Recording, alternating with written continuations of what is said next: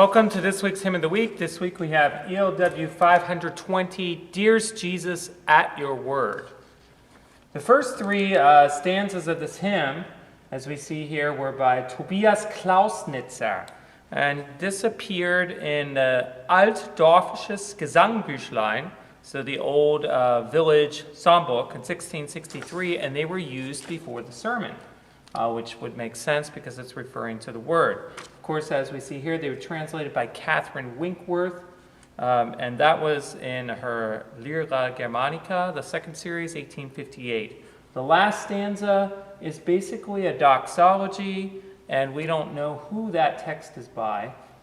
It did appear in the Berliner Gesangbuch in 1707. And we do see a hint to the Nicene Creed, possibly with Light of Light in the verse 3. So we know that the text generally was by Tobias Klausnitzer, right? The tune we know is also was by Johann Ahle. And he first published this in this collection called Neue Geistliche auf die Sonntage durchs ganze Jahr gerichtete Andachten, which means the new spiritual for Sundays and throughout the year appropriate devotions. So it was originally composed for an Advent hymn, Ja, ist der Heil der Welt, das Heil der Welt, which means, yes, it's him, the Savior of the world. And it appeared florid and somewhat solistic, which I think what I'll be doing in verse 4 is try to capture some of that a bit, since that's a doxology. But then it appeared in another, more congregational form, with Klausnitzer's hymn in a collection called Das große Kantional oder Kirchengesangbuch. So, and that was published in Darmstadt in 1687. So we have the rounded borrowed form in this tune. And here we go. Dearest Jesus, at your word.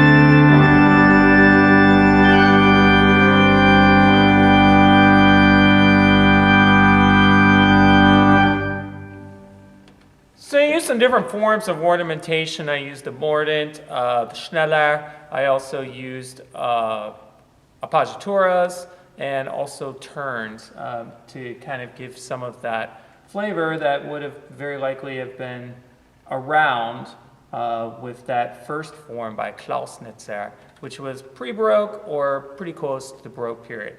Thank you very much for listening to Hymn of the Week.